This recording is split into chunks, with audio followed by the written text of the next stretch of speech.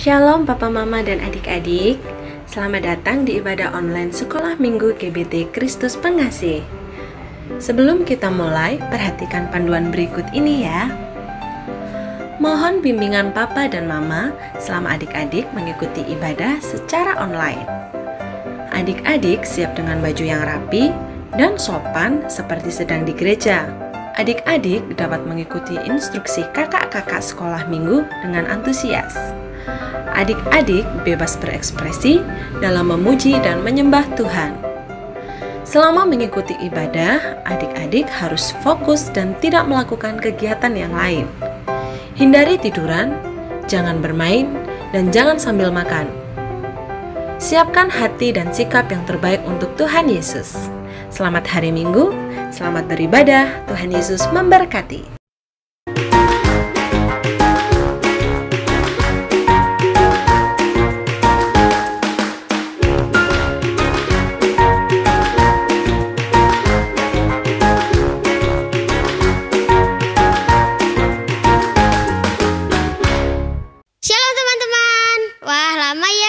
Ketemu, tapi nggak apa-apa, kita masih bisa online.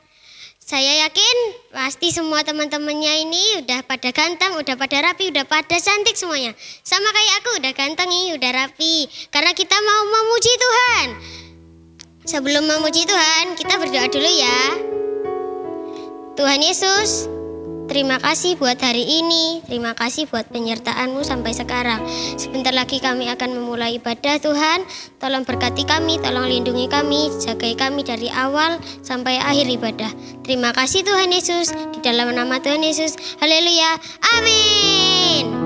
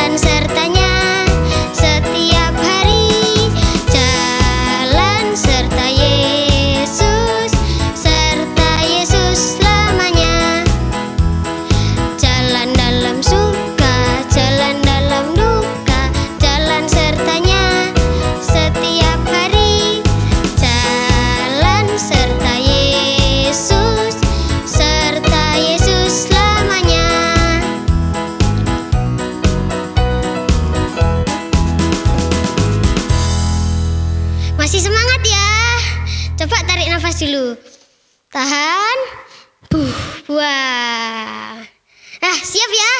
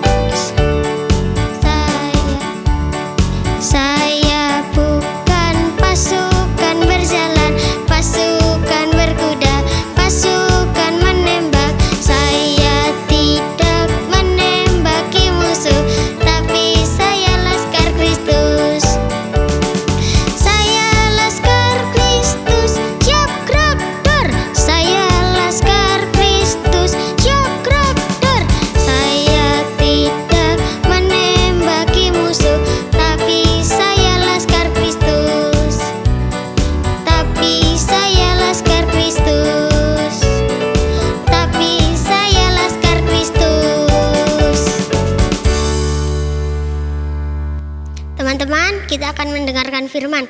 Mari kita siapkan hati kita untuk Tuhan.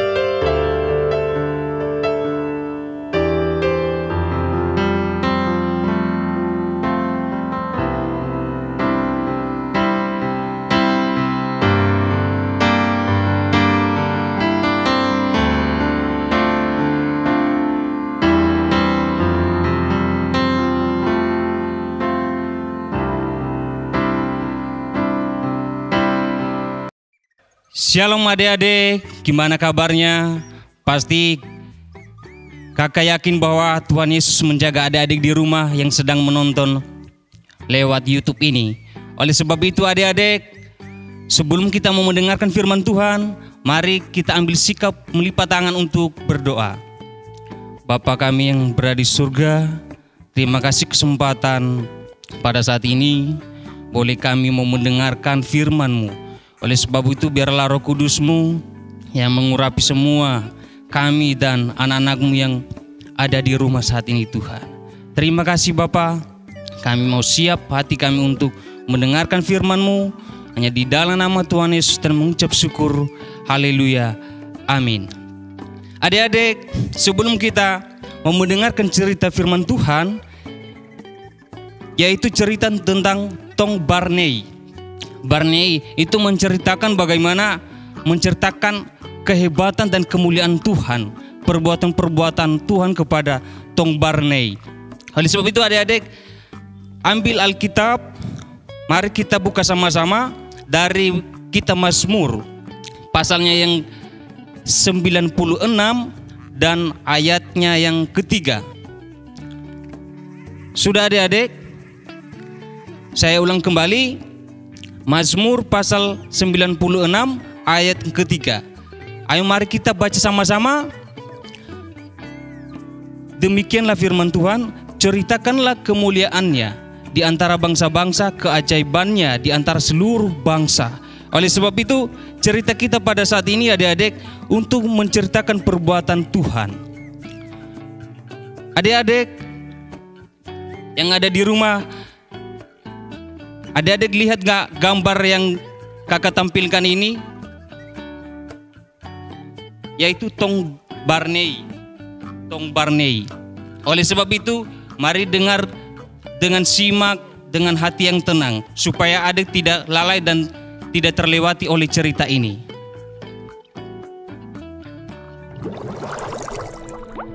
Ayo kita mulai cerita kita, yaitu cerita tentang Tong Barney. Adik-adik, pada siang hari Barney menjual surat kabar di jalan-jalan yang ramai, supaya ia boleh mendapat cukup uang untuk membeli makanan sedikit untuk mengisi perutnya. Kalau hari sudah malam, adik-adik, Barney masuk ke dalam tongnya. Tong itu cukup besar sehingga ia bisa tidur dengan nyaman. Adik-adik, Barney ia memakai jas yang sudah tua dan mencoba melupakan bahwa ia hanya seorang diri, kedinginan dan kelaparan. Adik-adik, pada suatu malam yang amat dingin, sementara Barney menelusuri jalan yang gelap sambil melihat barang-barang di jendela-jendela toko. Tiba-tiba adik-adik, ia mendengar musik yang merdu. Dengan menuruti bunyi itu, Barney tiba di sebuah gedung seperti toko yang terang benderang. Kemudian adik-adik, pada jendela gedung itu dilihatnya tulisan ini, masuk atau enter. Barney berpikir tentu di dalamnya hangat. Pintu itu dibukanya sedikit dan ia melihat seorang wanita yang berwajah manis berdiri di depan banyak orang, serta menyanyikan nyanyian, yaitu dengan judul Manis Lembut Tuhan Yesus Memanggil. Kemudian adik-adik, dengan diam-diam dan perlahan-lahan Barney membuka pintu, lalu masuk dan duduk di sebuah bangku di bagian belakang. Segera setelah nyanyian itu, seorang laki-laki dengan wajah yang ramah tampil di depan ruangan itu. Ia berkata-kata serta membacakan kepada mereka itu dari sebuah kitab yang disebutnya, yaitu firman Tuhan yang indah.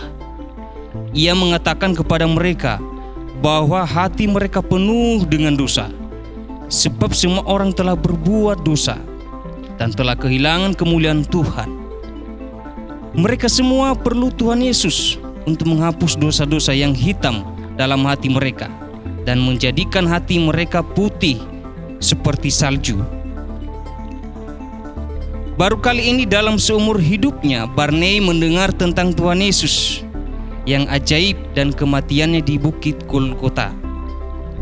Orang ini menerangkan jalan keselamatan dengan begitu jelas, hingga pada akhir kebaktian ketika orang-orang dipanggil untuk menerima keselamatan, ada banyak orang yang maju ke muka hendak menerima Tuhan Yesus sebagai juru selamatnya. Kemudian adik-adik, di antara orang-orang ini dengan tidak diperhatikan orang lain, terdapat Barnei yang masih kecil. Ia tahu bahwa ia juga seorang yang berdosa, dan ia mau agar juru selamat yang ajaib itu menyucikan dirinya supaya menjadi putih seperti salju, serta menyelamatkan dia hingga ia boleh hidup bersama-sama dengan Tuhan Yesus di dalam surga. Kemudian adik-adik, waktu semua orang sudah pergi, laki-laki yang peramah itu melihat Barnei dan menerangkan lebih jauh dari hal Tuhan Yesus. Barnei menerima dia sebagai miliknya. Orang itu memberikan Barnei sebuah Alkitab. Lalu Barnei kembali ke tongnya. Mulai dari hari itu Barnei menjadi anak yang lain karena kehidupannya telah berubah. Sekarang terang dan kasih Tuhan bersinar dari dalam hatinya kepada semua orang yang bertemu dengan dia. Adik-adik, pada waktu musim dingin, Barnei gemetar kedinginan karena ia tak mempunyai pakaian untuk menghangatkan tubuhnya. Pada suatu malam, ia begitu kedinginan hingga akhirnya ia jatuh sakit.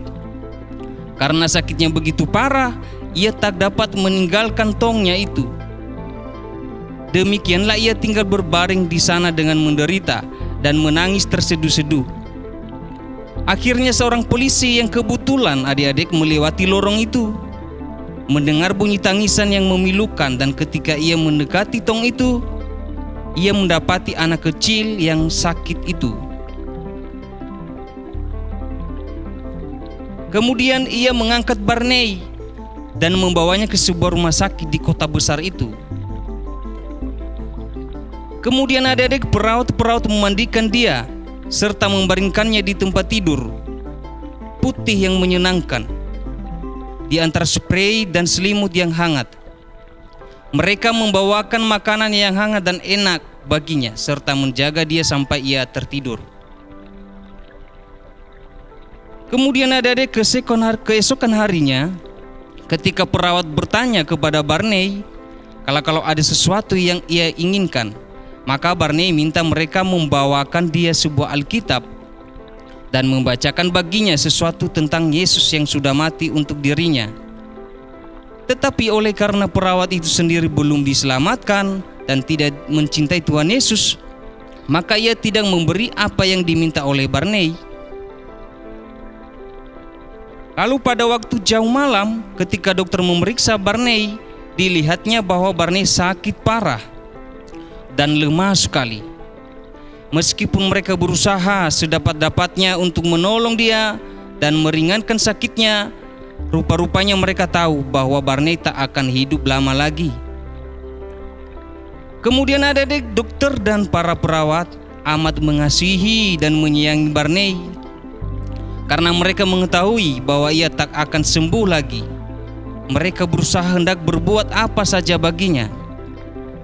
Waktu Barnei minta Alkitab lagi, mereka membawakan Alkitab itu kepadanya.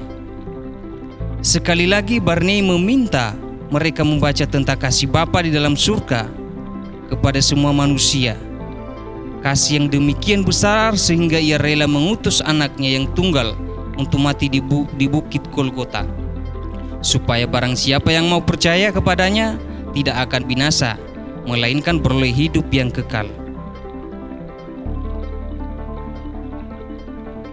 Kemudian adik-adik, pada saat yang terakhir, dokter dan kedua perawat itu berlutut di samping tempat tidur Barnei dan menerima Tuhan Yesus sebagai juru selamatnya dengan sungguh-sungguh hati. Pada malam itu juga Barnei meninggal dunia, tetapi ia pergi bersama-sama dengan Tuhan Yesus yang sudah membayar semua baginya. Kemudian adik-adik, di sana di dalam surga Barnei mendapati namanya tertulis dalam kitab kehidupan anak domba. Ia memperoleh sebuah mahkota emas yang tersedia baginya. Nah, adik-adik, itulah mahkota pemenang jiwa. Pada mahkota itu bersinar 3 bintang. 1 buat tiap-tiap perawat dan 1 buat pak dokter. Kemudian ia melihat bintang fajar yang gilang gemilang, yaitu Tuhan Yesus. Barney tak pernah akan masuk surga kalau gembala yang baik itu tidak turun ke dunia dan mengangkat dia ketika ia masih seperti seekor domba kecil yang miskin dan berpenyakit dosa, serta membasuh dia menjadi putih seperti salju. Nah, adik-adik, kita selesai sudah dengar ceritanya, yaitu Tong Barney. Nah, kakak mau nanya, apa yang adik-adik yang dapat dipelajari tentang Barney? Nah, oleh sebab itu adik-adik, harus adik-adik sebagai anak Tuhan banyak bersaksi dan kepada teman-teman untuk boleh menjadi kesaksian hidup untuk kemuliaan nama Tuhan dan perbuatannya. Seperti Barney yang menjadi teladan kepada kita pada pagi hari ini, yang menceritakan dan sampai akhir hidupnya mendapat mahkota kehidupan. Terima kasih adik-adik, dan Tuhan Yesus memberkati, dan mari kita menutup dan berdoa. Ambil sikap yang tenang dan untuk menutup doa kita. Bapa yang di surga, terima kasih pada pagi hari ini boleh kami selesaikan firman Tuhan. Sampai sampaikan kepada anak-anak-Mu, biarlah firman ini menjadi renungan dan menjadi benih yang hidup dalam hidup anak-anak-Mu, menjadi untuk memuliakan dan bersaksi dan iman yang bertumbuh dalam Engkau. Oleh sebab itu Tuhan, jadikanlah sebagai wadah kekuatan kepada anak-anak-Mu yang ada di rumah. Terima kasih Bapa, firman-Mu yang hidup kami landaskan di dalam nama Tuhan Yesus dan mengucap syukur. Haleluya. Amin. Adik-adik, kita sudah memuji dan mendengarkan firman Tuhan. Minggu depan kita bertemu lagi jam 10 pagi. Jam berapa? Jam 10 pagi. Jangan lupa kasih tahu mama dan papa ya. Sampai jumpa. Tuhan Yesus memberkati.